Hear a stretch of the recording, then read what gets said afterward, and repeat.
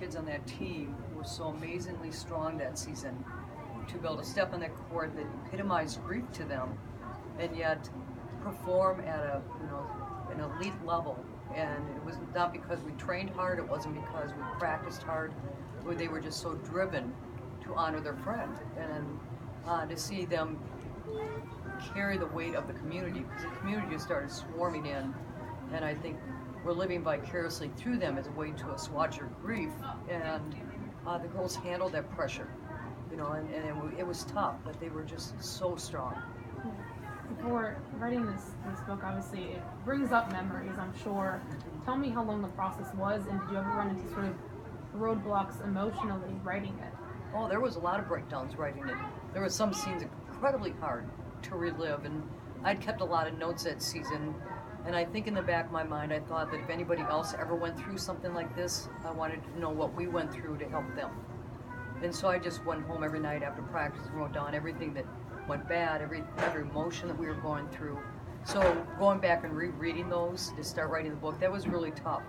And they would bring back who ran out of practice crying, and then 5 more girls followed them out to practice, and it was hard. I mean, the whole thing with the night that Caroline died and getting that phone call, it was not easy. And then the process of writing. I'm a coach, so I had some really quality people around me to help me along and try to get me to understand what writing was about. How long did the whole writing process take, actually? 3 solid summers, and then as much as I could during the school year when I was teaching. When did you feel comfortable sitting down and putting pen to paper and actually giving yourself time to recover from the incident and from that season and whatnot? When did you feel like for you it was appropriate to start this year? I didn't do anything until about 2 years after the season was over. And then the girls and I were talking. We just said we should get our story out there, what we went through from our perspective, and from a coach's perspective. Everybody would add a different story from that season. I can only say what it was like from my perspective of trying to lead 15 girls and to play and do a sport that they didn't want any part to do with. And I mean, yes, last night Iowa City was sort of your first big signing for this book. What was sort of the emotion? What were you getting from the public as far as why buying this book means something to them? For people who didn't even maybe know Caroline too, that are sort of coming out and buying this book. I just felt such tremendous love and support. I mean, it was almost a carryover, like that season was just happened, because it was the same kind of thing. Everybody's been there for each other. The city of Iowa City was so strong that fall and so committed to each other, and it was just a carryover from that.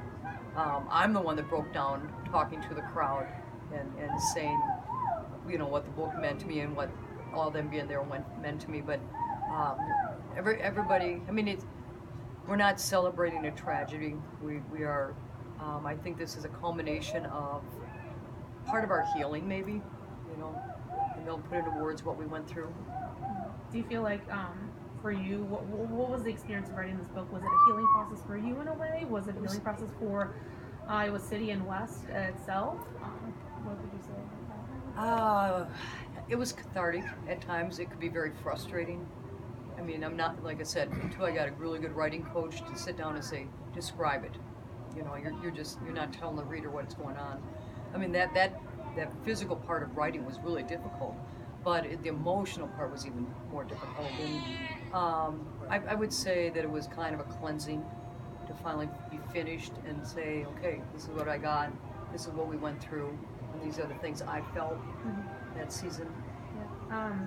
I know you're reading in the Gazette article, from my understanding, I don't know if this has changed. Has the found family, the father, got a chance to read it and get a perspective on it, or plans to at least?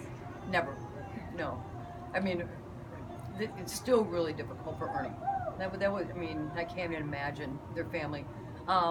His kids have read it through as I was going throughout, in different stages of the book. So I wanted to make sure, and I sent it to his wife's sisters to look through and make sure there was nothing they objected to, because they're the ones that were most profoundly impacted by that fall. So I did not want to put anything in it that would be offensive to them or they didn't feel was correct.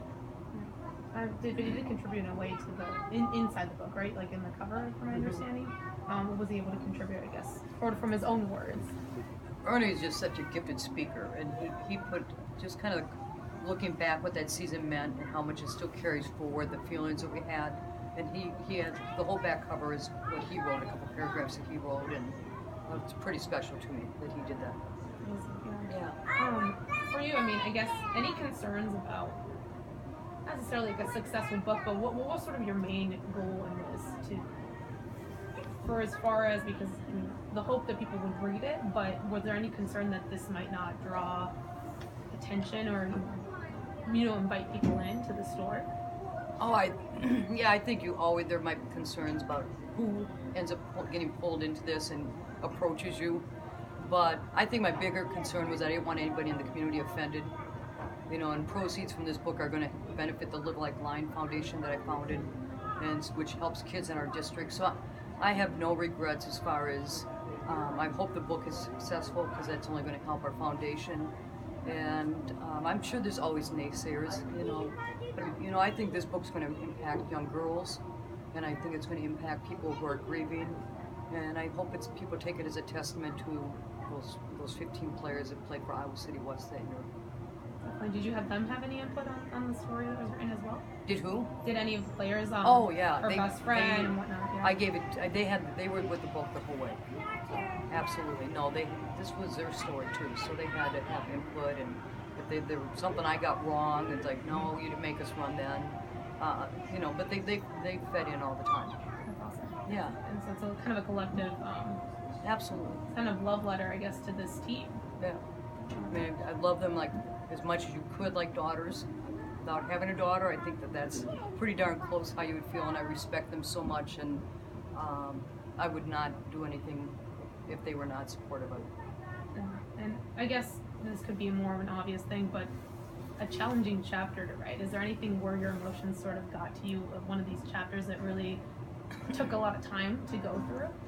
Well, the chapter when I got the phone call about Caroline, obviously that's always just a gut check, and that was really tough when we all watched the movie too a month ago, and just I think we all went back immediately to what that felt like.